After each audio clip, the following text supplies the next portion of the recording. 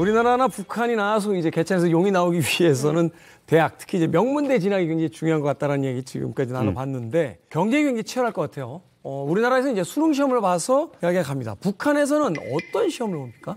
사실 이제 북한은 수능 시험 제도가 없어요. 그래가지고 이게 뭐냐면 저희가 북한 말로 본트라 그러거든요. 본트 그게 뭐냐면 대학 이제 입학 추천권이 내려와요. 학교들마다. 그럼 여기가 뇌물의 온상이에요. 추천권은 그 고등학교 학교 교장이나 선생님들이 받는 거거든요. 예를 들어서 고등학교 3학년 졸업한 학생들이 예를 들어 100명이에요. 근데 여기 추천받는 사람은 2~3명인 거예요. 그 추천권을 받기 위해서 먼저 예비고사를 치러요. 예비고사를 치러서 거기에서 성적이 좋은 친구가 그 추천권을 받거든요. 근데 그 채점을 누가 해요? 교사들이 하는 거예요.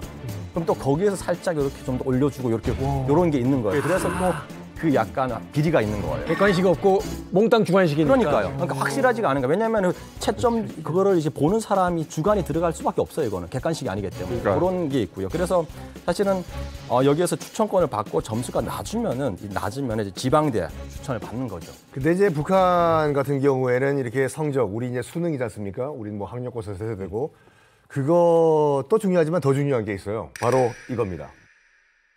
짜잔. 뭐야? 짜잔. 뭐야? 누구십니까? 김종민 씨 아니에요? 누구세요? 북한 주민이에요. 북한 주민이에요. 아, 대학 이력서가 따로 있는 거예요? 그러니까 이걸 제출해야 돼요. 제출해야 돼요. 일단 뭐 죄송합니다만 김종민 씨 버전으로 제가 준비했어요. 고등학교 때입니다. 고등학교 때. 잘생겼어요. 자, 일단 본 적이 이렇게 있어요. 성명 김종민, 생년월일 79년생이세요? 예. 와, 동안이다. 본적지가 이렇게 나와 있고 출생지가 나와 있어. 이게 지금 그 대학 입시 제출용 이력서예요, 지금요. 여기 현 주소 나와 있습니다. 근데 요게 지금 제일 중요해요. 성분. 그렇죠. 무슨 성분인가? 단백질. 탄수화물, 지방 몇 %. 그런 성분이 아니고. 가 아니라 일단 이력서를 낸다는 것 자체가 약간 점점 미국 아이비리그와 비슷해지고 있어요. 다 내야 되거든. 그런 다음에 이것이 중요한데 짜잔 성분이 출신 성분이랑 사회 성분 두 가지가 있습니다. 출신 성분 같은 경우에는 부모님, 노동자. 사회 성분 같은 경우에는 내 성분, 노동자. 출신 성분에 따라 가지고 당락이 결정이 된다 이거예요. 저도 이거 준비하면서 딱 봤더니 그렇게 미국을 미워하면서 대학 시스템은 미국이랑 똑같아 지금. 그래요? 아버지가 뭐 예를 들어서 뭐 국회의원이다. 그러면 걔를 써요. 걔를 뽑아. 우리나라는 절대 이거 안 돼, 이거. 누가 아버지 뭐 하시노? 절대 안 통하죠. 북한 입시에서는 성적도 중요하지만 이 성분, 이력서가 중요하다. 맞죠? 맞습니다. 우선 저희 지금 빠진 것 같은데 지금 어때요? 북한은 그 전까지만 해도 아버지 어머니 직장지기가 있었어요. 맞아요. 그 아버지 어머니가 당원인가? 그것도 밝혀야 됐어요. 노동당원이 맞냐 아니냐. 진짜. 그것도 밝혔고요. 그리고 이제 출신 성분은 반드시 써야 되고 또 사회 성분도 써야 되는데 중요한 거는 이제 그게 대학 갈 때 대학마다 이제 레벨이 달라요. 종합대학 같은 경우는 예전에 저희 들어가기 전까지는 8초까지 보다가 저희 때는 7초까지 봤어요. 네, 7초까지 보는데 그 안에 누구라도 뭔가 반역죄라든가 그거 말고도 또 이제 북한에서 뭔가 이제 좀 문제시가 되는 그런 것만 있다 하더라도 무조건 종합대학은 그때 못 들어가거든요. 그러다 보니까 많은 이제 머리 좋은 친구들도 가족 내에서 부모들이 눈물 흘리면서 못 보내는 이유가 너는 가더라도 떨어진다. 그래서 사실 김제공대나 이과대학에 공부 잘하지만 종합대학 가고 싶어도 그것 때문에 못 간 친구도 꽤 많습니다, 사실은. 네. 그리고 있잖아요. 북한은 저 이력서 말고도 또 중요한 게 있습니다. 뭐예요? 조직생활 평정서가 또 따라가요. 조직생활 평정서라는 게 우리 한국은 그 생활기록부, 예, 그런 기록부가 있잖아요. 있어요. 근데 그거하고 약간 좀 달라요. 왜냐면 거기는 학생이 북한은 어릴 때부터 소련단에 입단해야 되고 또 그다음에 고등학교 3학년 정도 된 나이 되면 청년동맹 가입을 해야 됩니다. 무조건 조직에 들어가는데 그 조직에서 어떻게 생활하느냐에 따라서 그 평정이 대학 갈 때도 다 따라갑니다. 대학 갔다가 졸업하고 어디 갈 때도 따라가요. 죽을 때까지 따라가요, 이게. 맞아요. 그래서 보면 이게 5가지 영역이었는데 충성심, 조직생활, 학습, 좋은 일하기, 체력 이렇게 해서 5개로 했고요. 그거 할 때 제일 중요한 거는 뭐 동상 청소를 나갔다, 사적지 정성 사업을 나갔다가 중요한 게 아니라 안 나갔을 때.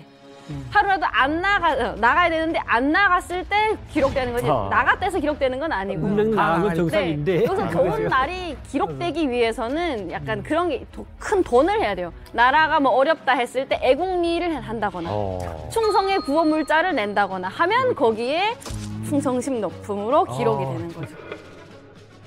이 모든 조건을 갖춰서 본고사 자격을 얻으면 이제 지원한 대학교에 가가지고 3, 4일에 걸쳐가지고 또다시 시험을 치러야 됩니다. 거기 오면 필수 과목들이 있죠. 국어, 수학, 영어, 물리, 혁명, 역사.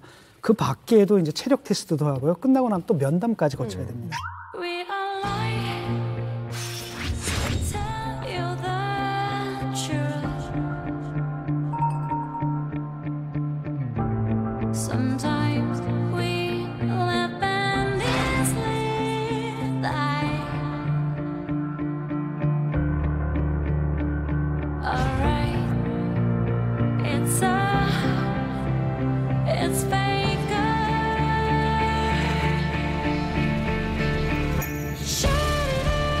수험번호 99번 변영훈 학생. 예, 영암고등중학교 학생입니다. 부수 있는 학생.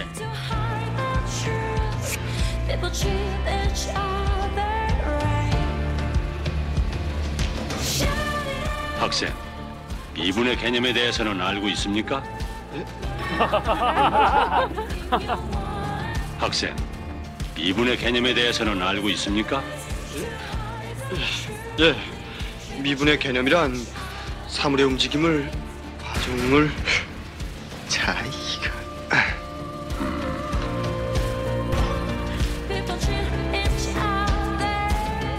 우리도 체력전 했어요, 옛날에.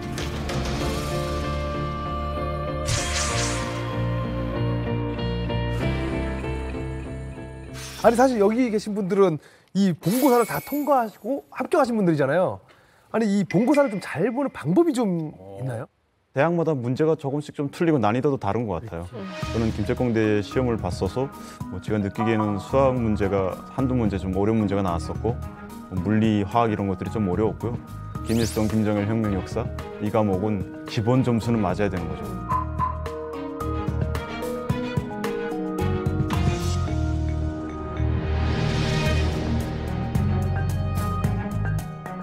어점 만점에 3점 이하로 맞았다라고 하면은 좀 면접관들이 보기에도 얘는 다른 과목은 다 잘하는데 혁명 역사는 왜 이렇게 못하지? 라고 태클을 걸 수 있는 여지가 되거든요. 북한의 시험이 그 객관식 시험이 아니다 보니까 그 주관식은 또 주관식만의 좀 그 요령 같은 게 있거든요. 그래서 이제 수학 같은 시험을 본다고 하면 일단은 A 같기 B를 증명하라 이런 문제도 많이 나와요. 그 A를 막 그 변형하고 B를 막 변형하고 도중에 두루뭉실한 시점에서 당연하다. 이렇게 써서 딱 증명하면 되거든요. 그럼으로? 네, 당연하다. 딱 이렇게 쓰고 네모꼴에다가 색깔 딱딱 칠하면 끝이거든요. 그러면 교수가 보다가 내가 이해가 잘 안 되는 어물쩍 넘어가는 경우도 있고요. 그리고 근데 문제는 김일성 혁명 역사거든요. 그래서 이거는 어떻게 어물쩍 할 수가 없어요. 그 뭐 매달 며칠에 무슨 자기네가 뭐 어떻게 뭐 어떤 아이디어를 가지고 어떤 회의를 했고 뭐 이런 식으로 장황하게 써야 되기 때문에 이걸 달달 외워야 되는데 제가 성적이 참 안 나왔던 부분 중에 하나. 근데 그것도 사실 요령이 있어요. 무조건 꽉 채워넣으면 돼요. 막 모퉁이까지 다 해서 우리 장군님이 이렇게 대단한 사람이고 이만큼 훌륭하신 세계적으로 얼마나 위대한지를 내가 이렇게 존경하고 하고 거의 그 신앙 고백 수준으로 막 써넣으면 그게 또 감점. 중간에 젖으면 대각이래. 눈물이 나. 눈물 자국. 그럼요. 저도 사실 오늘 이제 이 주제를 받고 나서 북한과 우리나라의 어떤 그 대입 입학 시험의 가장 큰 차이가 뭘까 이걸 좀 공부를 해봤는데 확실하게 분명하게 틀린 점이 하나 있습니다. 북한 대입엔 땡땡가 불가능하다. 땡땡가? 땡땡가? 자, 이것은 무엇일까요? 대리가 불가능하다. 아니 대리는 우리도 안 된다고요? 컨닝? 유부남은 불가능하다.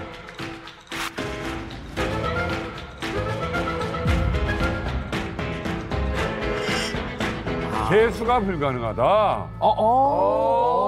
재수. 북한 대입은 진짜 이거 놀라운 얘기네. 재수가 불가능하다고 합니다. 그러니까 우리나라 명문대생들은 사실은 뭐 반수다, 뭐 재수다, 삼수다, 삼수. 이런 어떤 그 자신들의 어떤 의지를 가지고 꼭 그 대학에 그 과를 가겠다 공부를 하면서 사실상은 영원히도 가능하죠. 그렇죠? 그런데 북한은 재수가 불가능하대요. 그럼요. 학교에서 추천을 받고 예비 시험을 치러서 북한은 딱 한 개 대학의 본트만 가져올 수 있어요. 그 학교의 예비 시험 이후에 본 시험을 보러 학교에 갑니다. 떨어지면 끝이에요. 만약에 김책종합대학을 떨어지면 어떻게 되는 거예요? 대학에서 떨어지면은 빼박 군대로 가야 됩니다. 10년 군사복무하러 떠나야 됩니다. 가족과 생일을 하고 반대로 대학에 붙었다. 내가 원하지 않잖아요. 군대 가기 싫잖아요. 안 갈 수 있어요. 그 다음에 군대 가는 건 선택이에요. 대학 졸업생들. 대학 졸업생들은. 저도 사실 뭐 학급에서는 항상 1등했고 뭐 1지망에 김일성종합대학을 썼어도 받았을 거거든요. 근데 김책공업종합대학을 썼던 이유가 본고사에서 실수하면 군대 가야 되는 거잖아요. 그래서 공부도 오지간히 하고 또 집안의 배경도 좋은 애들과 경쟁해서 내가 실수하게 되면 그 자신이 없는 거예요. 그래서 그냥 김책공대는 정말 공부하려는 애들은 김책공대 가지 않냐라고 해서 제가 김책공대를 써냈고 그런 어떤 시스템적인 거 내가 여기서 실패하면 끝이다라는 것 때문에 하향 지원하는 어떤 국가적 선의가 좀 있을 거라고 생각합니다. 저는. 저희 같은 경우는 시험을 빨리 봐요. 일반적으로 2월에 시험을 보는데 이과대학 같은 경우는 11월에 시험을 보거든요. 떨어진 학생들에 한해서는 그 다음에 3월에 본고사 시험을 보기 때문에 다시 시험 볼 수 있는 자격을 줍니다. 공부 잘하는 친구들은 대학에 붙고 못 붙고를 떠나서 어디 가냐 이런 게 되게 중요하거든요. 미리 와서 선발 시험이라는 걸 치거든요. 근데 그 상위권의 학생들은 무조건 다 치게 해요. 그래서 막 쓰다 보니까 가만히 있어봐. 내가 이거 시험을 너무 잘 치면 나 뽑히는 거 아니야? 그런 생각이 딱 드는 거예요. 그래서 그 세 문제 정도 남은 거를 대충 너무나도 당연하다. 뭐 이렇게 써가지고 제출을 했는데 그것까지 천재적이야. 다 맞는 걸로 인정해가지고 이야. 쓸데없이 성적이 잘 나온 거예요. 그래서 그 선발 나온 교수가 저희 집에 온 거예요. 그래서 집으로 찾아왔어요? 네, 저희 아빠한테 이런 애 데리고 가면 유학도 보내줄 수 있고 그 가능성이 있으니까 나 믿고 보내 하니까 저희 아버지는 사실 평범한 노동자였는데 듣다 보니까 뭔가 이렇게 막 외국에 나가는 아들이 떠오르는 거예요. 여기다 이까지 가자 했어요. 저는 사실 그냥 그래 시험 안 친다면 좋긴 하네. 이제부터 나는 6개월 논다는 생각이 제일 큰 메리트로 다가오는 거예요. 남들 다 열심히 막 공부하는데 나는 가면 장기 치고 이렇게 노니까. 그래서 그런 것 때문에 저는 어쩔 수 없이 이과대학 가게 된 것 같아요. 명문대를 가려면 본트가 많이 나오는 중고등학교에 가야 되는 거예요. 그중에서 이제 제1 중고등학교에 진학을 해야 명문대를 갈 확률이 이제 높아지는 거죠. 그러네요. 그래서 북한의 학부모들은 자연스럽게 제1 중학교에 진학시키기 위한 준비를 아주 어렸을 때부터 시작을 합니다. 우리로 따지면 이제 유치원 때부터 조기 영재 교육을 막 시킨 거예요. 북한이 그런 거예요. 책을 달고 지나가면서 책을 읽네. 선생님, 축구공과 같은 30일면제는 면과 모서리가 매우 많은데 이런 때는 어떻게 세워야 합니까? 바로 이렇게 바른 다각형들로 둘러막혀 있지만은 바른 다면체가 아닌 것도 있습니다.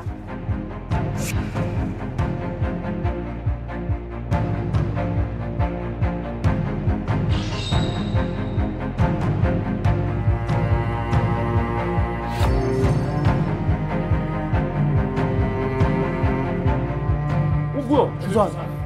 325, 625, 25. 저희 받았어요, 저 이거.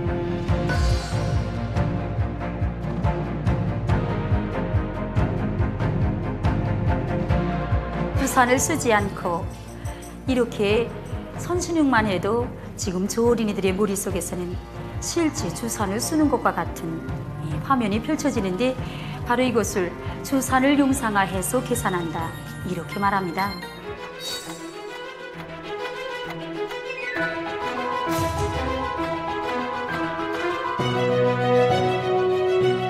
어머니 1877. 1분 동안에 기억해보자요.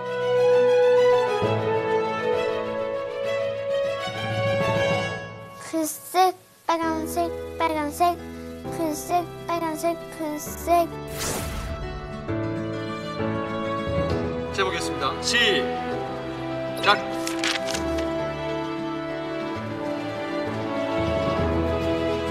불러보십시오. 5, 4, 하나, 둘, 0.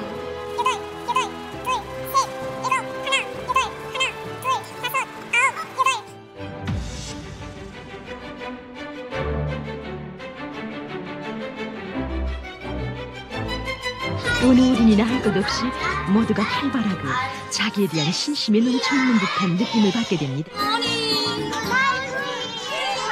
대박이다. 우리랑 비슷한 거야 지금. 맞아요, 맞아요. How are you? I'm fine, thank you. Very good. Your flash. Thank you. Let's go.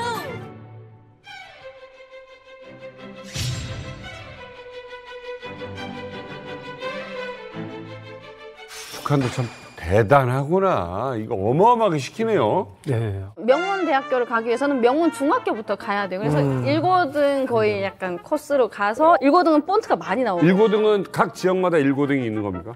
네, 각 지역에 있고요. 그중에서도 일반 학교에서 잘하는 애들만을 선발 시험을 봐서 추천서를 받아가지고 1고등에 가서 시험을 3번을 봤어요.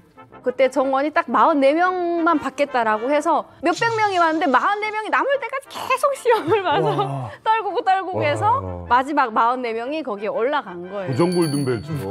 그럼요. 그래서 여태 저희 엄마만의 필살기를 딱 붙을 수 있는 필살기를 써주셨는데 사람들이 그걸 보고 와 쟤는 무조건 붙겠다. 뭔데? 엄마가 시험 치기 전에 시장으로 가서 찰떡을 배가 터지게 찰떡을 엄청 먹여서 살짝 붙을 수 있게. 저도 어릴 때 이렇게 초등학교 때 저희 부모님이 동네 전설적인 스승님한테 저를 데리고 갔거든요. 과외 선생님. 네, 근데 가서 선생님이 저를 딱 봤는데 자꾸 눈도 안 맞추고 하늘을 보고 이러니까 Look at me 뭐 이렇게 막 하는데 아무리 봐도 제가 똑똑해 보이지 않았나 봐요. 그래서 어머니 얘는 힘들 것 같다. 그러면서 두 명이 앉혀 있었는데 얘네는 천재예요. 그 동네에서 조금 하는 거 가지고 명함 못 내밀어 이런 식의 멘트를 막 치는 거예요. 그래서 저희 어머니가 막 투지로 그럼 보름 후에라도 또 해보면 안 되겠냐. 그래서 저도 거기 가서 사실 공부 첫 발을 들여놓은 케이스고요. 선생님의 집에서 8개월 정도 이제 먹고 자면서 공부를 했어요. 와. 네, 어린애를. 몇 살 때 즈음이에요, 이게? 그게 초등학교 3학년이니까 10살. 도제식 교육을 했군요. 네. 그렇구나, 과외가. 네, 근데 제가 그 속셈 경기라고 하는 중앙 경기까지 갔었어요. 근데 모를 문제 나오면 선생의 눈을 보면 답이 떠올라요. 그러니까 학생하고 거의 영혼을 조종하나요? 그 너무나도 그 교감을 많이 하니까 딱 눈을 보면 선생님 그거 있잖아 그거 이렇게 하면서 딱 주는 것 같은 거예요. 그러면 뭐 머리가 갑자기 막 떠올라서 막 쓰는 거예요. 야, 내가 지금 그래. 네. 와이프가 이렇게 쳐다보면 설거지 하니까. 와이프가 이렇게 쳐다보면 설거지 하니까. 이제 막 생각나고 그런 경지가 아닌가. 저도 김책공대 다닐 때 2010년대쯤 됐던 것 같아요. 그때 북한에 약간 속독 붐이 일었어요. 몇 초 동안에 책을 읽을 수 있습니까? 10초 동안에 20페이지 정도의 책을 읽을 수 있습니다.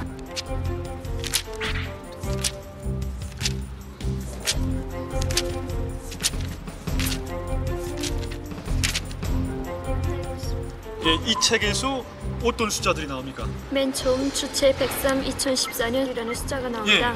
그리고 어충. 그런 식으로 집중력을 극대화시키는 훈련? 처음에 그거 할 때는 약간 속독이 되는 효과가 좀 있긴 했었거든요. 아까 영상에서처럼 3, 4살 때부터 그런 거 하게 되면 영재교육에도 큰 도움이 되지 않을까 싶어요. 이거 보다가 사시가 생기지 않을까요? 제가 암산동 신암중학교 2학년 9반 때, 6반 때 기록 가지고 있거든. 수학 33문제. 2분 50초 만에 풀어가지고. 33문제예요? 선생님이 웃었어. 내니까. 빵 터지더라고. 벌써 다 풀었어. 푼 게 아니지 그거. 낸 거 아니에요? 푼 거야. 저희 대학에서 그 박사님이 이제 속독 논문을 써가지고 붐이 일기 시작했는데요. 속독 붐이 북한에. 근데 그분의 내피셜로는 대학생들의 성적 함수 F는 자리 변수에 의존한다. 어떤 유리한 위치에 앉아서 이제 컨닝을 하냐 할 때 성적이 나온다는 거예요. 속독의 무한 조크야 이게. 네. 한마디로 상품을 파는 거죠. 속독 상품을 학생들한테 파는데 그 제품의 성능에 대해서 말하는 게 어떻게 하냐면 야 시험 칠 때 학습장을 한번 슬쩍 펼쳤다 보면 시험 5점이야, 만점이야. 그러니까 컨닝이 얼마나 유리하겠어. 이렇게 척 보면 기억이 되는데 그러니까 막 너무나도 등록을 하는 거예요. 그래서 제 친구도 거기에 등록해서 6개월을 받았는데 처음에는 엄청 책을 빨리 보더라고요. 옆에서 같이 보려고 하면 절반도 못 읽었는데 아직도 그거 봐? 한 3년 있다 보니까 저보다 더 느리게 보더라고요. 눈이 안 좋아졌나?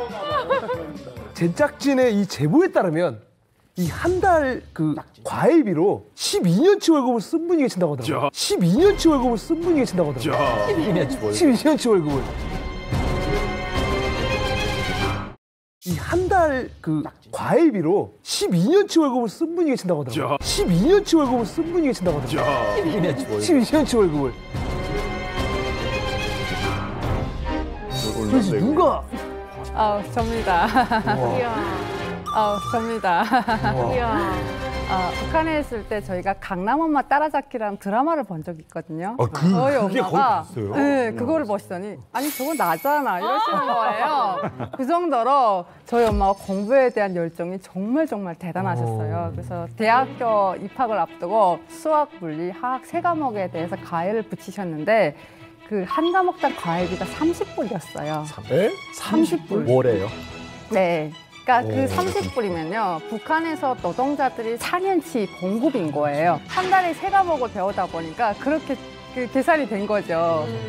한 달에 12년치 봉급을 제가 12년치 월급을 가회비에 올인한다. 우리나라에만 스카이캐슬이 있는 줄 알았는데 그런 건 또 아닌 것 같네요. 자, 우리나라도 일타 강사로 유명하신 분들이 뭐 몇십억, 100억이 넘게 이제 버는, 연봉으로 버는 그런 강사들이 많다라고 하는데 그렇다면 북한의 가회 선생님은 뭘 하시던 분입니까? 한국처럼 일타 강사 뭐 이런 분들인가요? 있죠. 북한에도 분명히 유명한 선생님 계시고 그분한테 또 배우고 싶어하는 학생들도 있고 그러면 그 선생님들은 또 자기의 그 커리어를 위해서 학생들을 가려서 봤거든요. 그래서 제가 배웠던 수학 선생님 같은 경우에는 전직 북한 IMO 대표팀 코치를 하시던 분이에요. 수학 올림피아드 국가대표팀. 그래서 그분한테 배우겠다는 학생들이 좀 많이 줄 섰던 것 같아요. 과외비도 비싸겠죠, 당연히. 그렇죠. 아무래도 수요 공급의 원리대로 거기선 책정이 되는데 아까 저희 동생 30불 얘기를 했는데 저희 친구는 수학 올림피아드 경시대에 나가서 은메달, 금메달 따고 오니까 과외비가 300불로 뛴 거예요.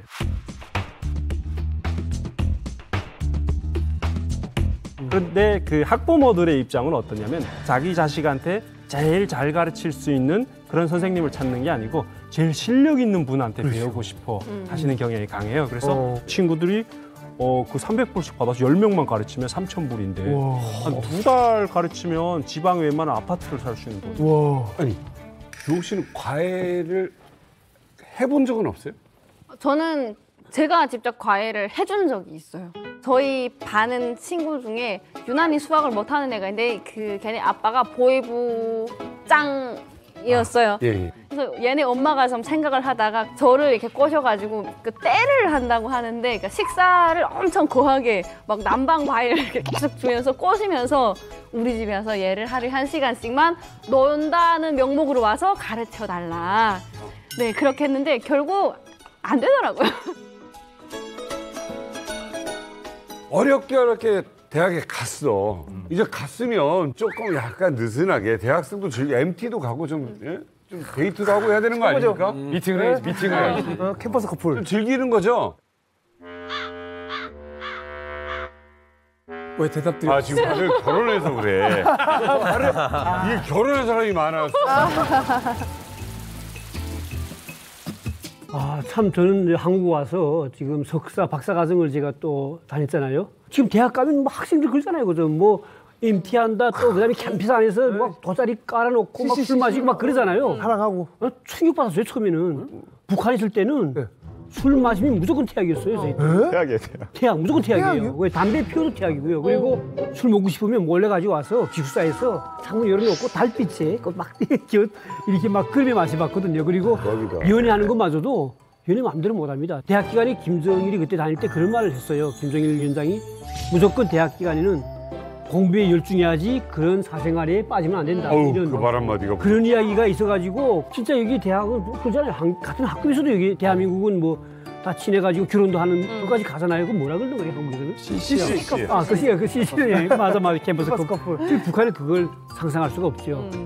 제가 김책공대를 다닐 때는 갑자기 대학생 모자라는 게 생겨났어요. 원래 대학생들이 모자는 안 썼거든요.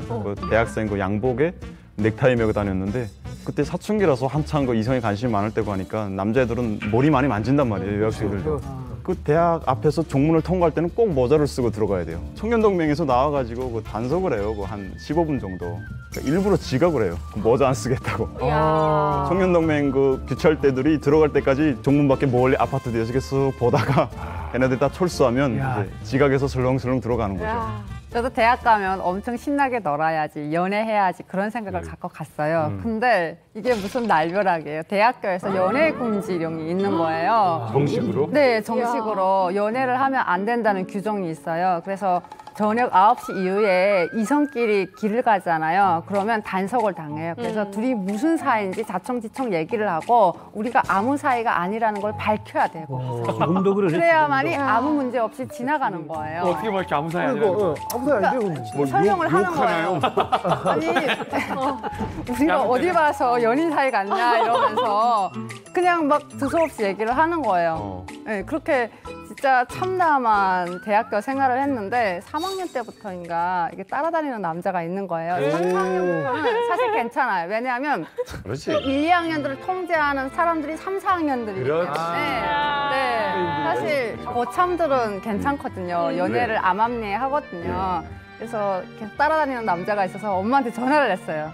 따라다니는 사람인데 나 연애해도 되냐? 그러니까 엄마가 아니 대학생이면 공부를 하려고 그러시지 무슨 연애를 하냐고 말 같지 않은 얘기 한다고 막 그러셔가지고 엄마가. 네 끝끝내 연애를 못했어요. 못했어요? 네, 엄마 말 듣고? 좀 한으로 남아있어요. 뭐 그때 네가 엄마한테 뭐 사주팔자 맞춰달라고 그래가지고 그때 네가 엄마한테 뭐 사주팔자 맞춰달라고 그래가지고 엄마가 화를 냈던 거지. 엄마한테.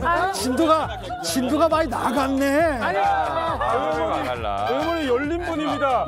열린 분인데 사주팔자까지 봐달라고 하니까 머리가 커지신 거예요. 전화를 봐달라고 하니까. 연애가 아니라 결혼을 생각했어. 네가 잘못했네.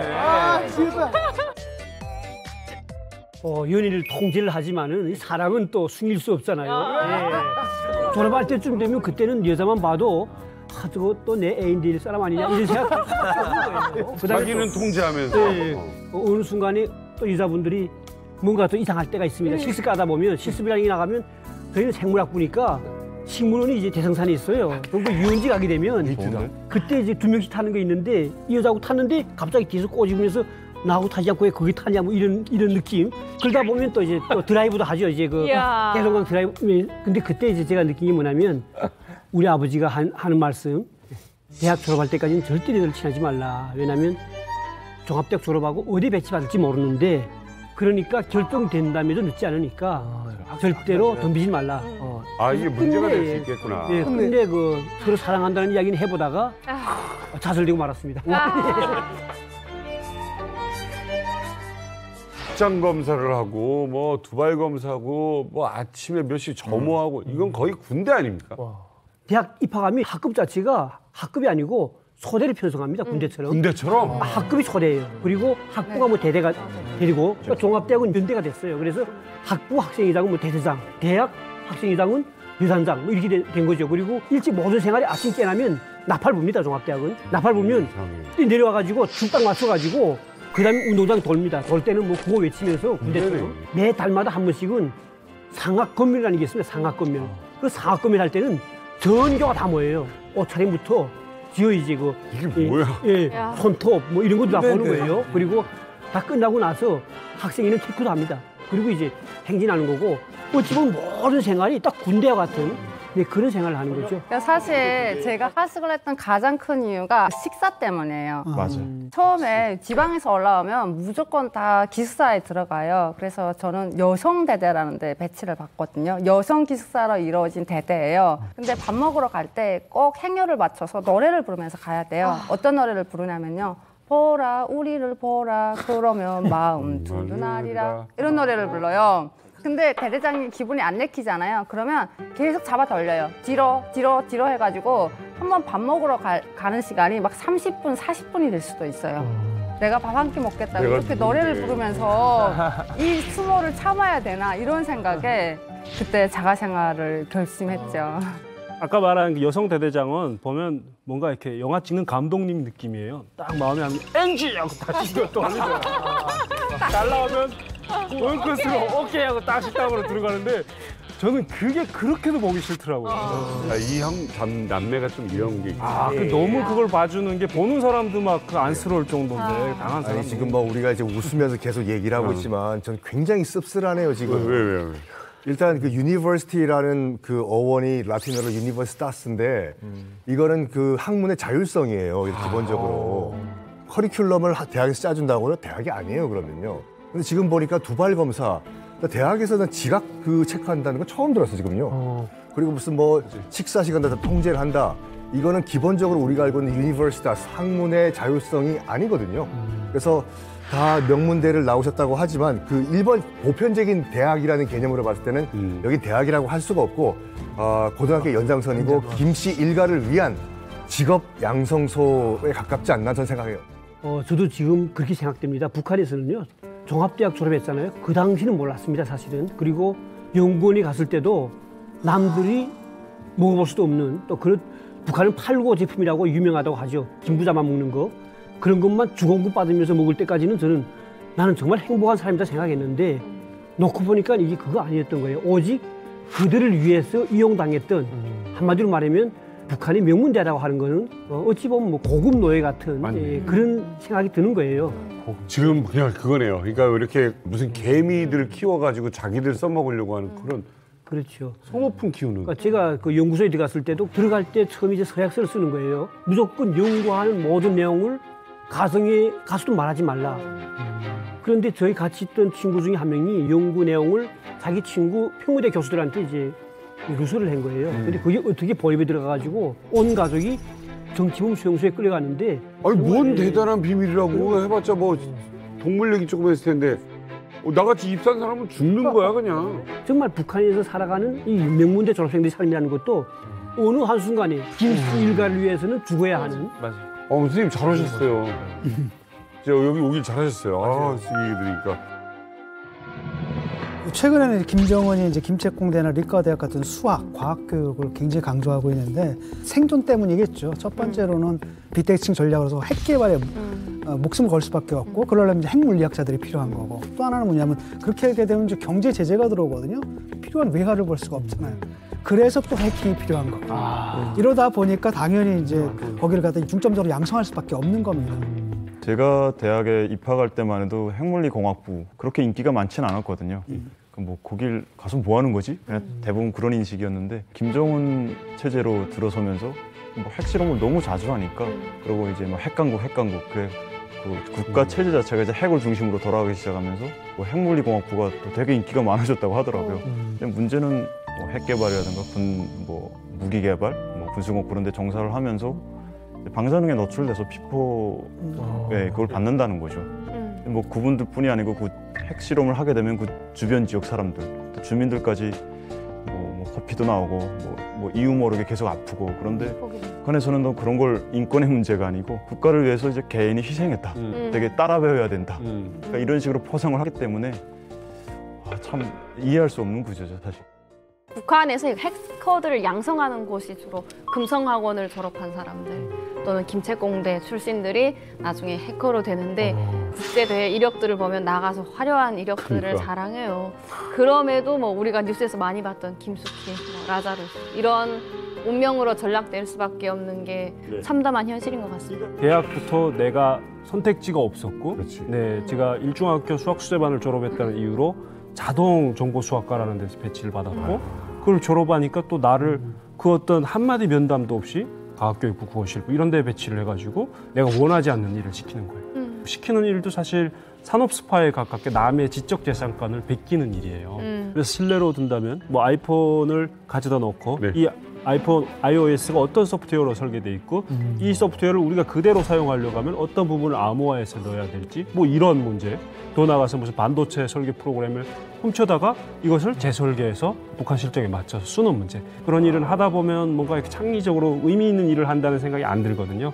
그런 것으로 인해서 너무 화가 나가지고 연구소를 때려쳐가지고 사회에 나가 살다가 이렇게 대한민국에 오는 그런 행운을 얻게 되는. 아니 어느 전 세계 교육 시스템에서 이렇게 인재를 키워가지고 해커를 만들고 스파이를 만들고 코인을 빼내고 이런 데가 있을까 싶습니다.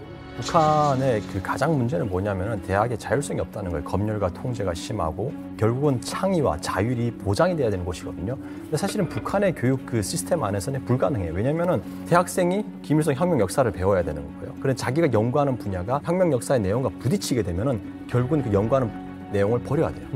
결국 뭐냐면은 이게 그 사상에 대한 교육 이런 거를 멈추지 않으면은 북한 대학은 사실 저는 희망이 없다고 봐요. 그리고 사실은 실제로 김정은 정권이 들어와서 교과 과목을 개설을 했어요. 그게 김정은 혁명 역사에 대한 과목이에요. 그 말은 뭐냐면은 이 수많은 똑똑한 인재들을 나를 위한 부품으로 쓰겠다.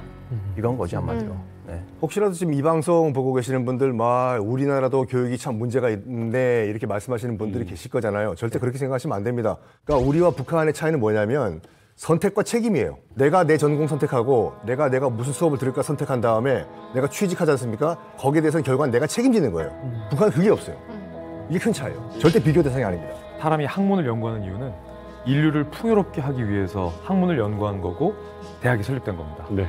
너무나도 아까운 수재들이 김부전을 풍요롭게 하기 위해서 이 인재들이 쓰여서 너무 아까웠고 안타까웠습니다. 이 인재들이 자유 대한민국을 와서 김씨 일가를 풍요롭게 하는 게 아니라 민간을 위해서 인류를 위해서 줄기세포를 연구하듯이 학문을 정말 진정한 학문을 했으면 좋겠다는 생각이 들었습니다.